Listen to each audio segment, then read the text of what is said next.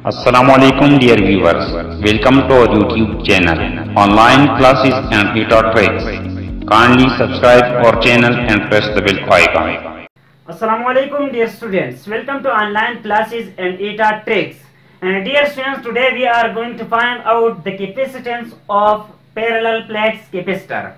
Students, इससे पहले हमने पढ़ा था कैपेसिटर और कैपेसिटेंस के बारे में। कैपेसिटर होता क्या है, फिर हमने उसकी एक प्रॉपर्टी जो कैपेसिटेंस होती है कैपेसिटेंस के बारे में पढ़ा था और कैपेसिटेंस की यूनिट के बारे में पढ़ा था। डियर स्टूडेंट्स, अगर आपने लास्ट लेक्चर नहीं देखा तो डिस्क्रिप्शन में मैंने लिंक दिया हुआ है, आप वो लेक्चर जरूर देखें। आज का जो हमारा लेक्चर है वो है capacitance of parallel plate capacitor. हमारे पास एक पैरेलल प्लेट कैपेसिटर है। सपोज ये मैं एक पैरेलल प्लेट कैपेसिटर ले रहा हूँ। ये हमारे पास एक प्लेट है कैपेसिटर का और ये हमारे पास दूसरा प्लेट है।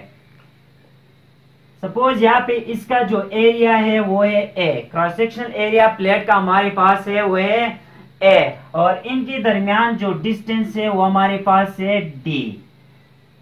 अब डियर स्टूडेंट्स, यहाँ पे एक प्लेट हमारे पास पॉजिटिव प्लेट होगा, एक हमारे पास नेगेटिव प्लेट होगा। यहाँ पे मैं वोल्टेज अप्लाई कर रहा हूँ। वोल्टेज जो मैंने अप्लाई किया हुआ है ये हमारे पास V है।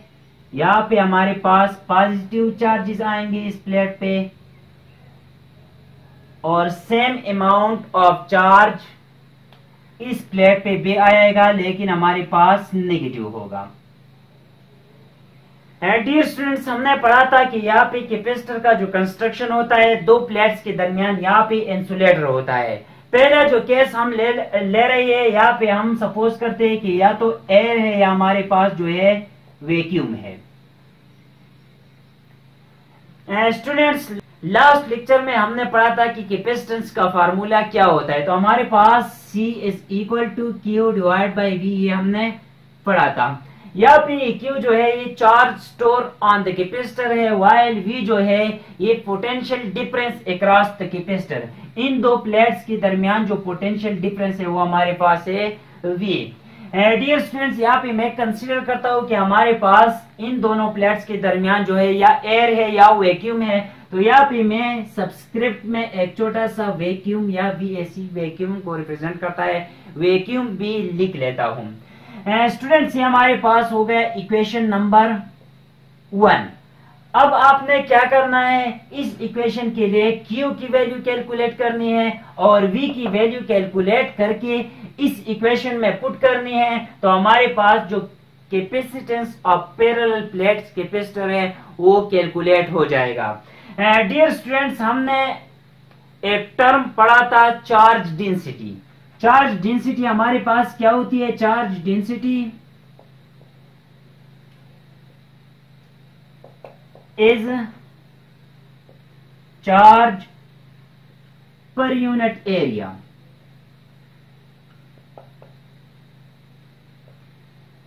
चार्ज डेंसिटी को हम यहाँ पे सिग्मा से रिप्रेजेंट करते हैं, सिग्मा से, और ये इक्वल होता है चार्ज पर यूनिट एरिया। यहाँ पे हमारे पास एरिया जो हमने लिया हुआ है वो है ए। कैपेसिटर का जो प्लेट है, प्लेट का एरिया हमारे पास है ए। तो यहाँ पे हमारे पास चार्ज डेंसिटी आ जाएगी is equal to charge per unit area, charge divide by area. A को इस साइड पे शिफ्ट करें तो आ जाएगा sigma into A is equal to charge, और we can say charge is equal to sigma into A. ये equation number 2 हो गया। चार्ज की वैल्यू हमने फाइंड आउट की इस इक्वेशन के लिए। अब हम फाइंड आउट करने जा रहे हैं V की वैल्यू। डियर स्टूडेंट्स, हमने पढ़ा था कि जब यहाँ पे ये दो प्लेट्स होंगे तो हमारे पास ये सेपरेशन जो है बहुत ज्यादा कम है। इन दोनों के दरमियान जो सेपरेशन है D, ये बहुत ज्यादा कम है। इतना कम है कि यहाँ पे जो इलेक्ट्रिक फील्ड इन प्लेट्स के दरमियान होगा वो यूनिफॉर्म होगा। यहाँ पे इलेक्ट्रिक फील्ड जो होगा वो यूनिफॉर्म होगा। डियर स्टूडेंट्स, अब हमने एक टर्म पढ़ा था इससे पहले कि पोटेंशियल ग्रेडियंट क्या होता है। तो पोटेंशियल ग्रेडियंट हमारे पास बराबर होता है E की इलेक्ट्रिक फील्ड इंटेंसिटी, जो हमारे पास E इक्वल होती है V divide by D. V divide by D, इसको हम कहते हैं पोटेंशियल ग्रेडियंट। अब यहाँ पे डी जो है इस साइड पे शिफ्ट करें तो हमारे पास आ जाएगा electric field intensity into D is equal to V. Dear students, यहाँ पे अब हम गाज लॉ अप्लाई करने जा रहे हैं। गाज लॉ हमने पढ़ा था कि सपोज हम दो प्लेट्स ले ले, यहाँ पे हमने एक क्यूबिकल गॉसियन सरफेस रखा हुआ था और इससे हमने electric field intensity find out की थी जो बराबर थी E is equal to sigma divide by epsilon naught. तो यहाँ पे E की जगह आप पुट कर ले sigma divide by epsilon naught, तो आ जाएगा sigma divide by epsilon naught into D is equal to V, या V is equal to sigma D divide by epsilon naught. ये हमारे पास आ गया V की वैल्यू और इसको मैंने कह दिया इक्वेशन नंबर 3, ये इक्वेशन नंबर 2 और ये इक्वेशन नंबर 1। अब इक्वेशन नंबर 2 को उठा के इक्वेशन नंबर 3 को उठा के इक्वेशन नंबर 1 में पुट कर ले। Put equation number 2 and equation 3 in equation number 1। Equation 2 और इक्वेशन 3 को उठा के इक्वेशन नंबर 1 में पुट कर ले तो हमारे पास आ जाएगा C vacuum is equal to Q की वैल्यू क्या है, सिग्मा A है, charge density into area, divide by sigma D divide by epsilon naught, sigma D divide by epsilon naught. यहां से हमारे पास आ जाएगा C vacuum is equal to epsilon naught, ऊपर चला जाएगा हमारे पास आ जाएगा sigma A epsilon divide by sigma into D. ये सिग्मा और सिग्मा कैंसिल हो जाएगा, हमारे पास आ जाएगा C vacuum is equal to A epsilon nought divide by D.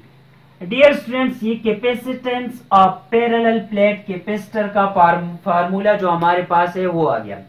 Students, यहाँ पे अगर आप देखें तो इससे हम क्या अखज़ करते हैं कि capacitance of parallel plate capacitor जो है ये किन किन फैक्टर्स पे डिपेंड करता है।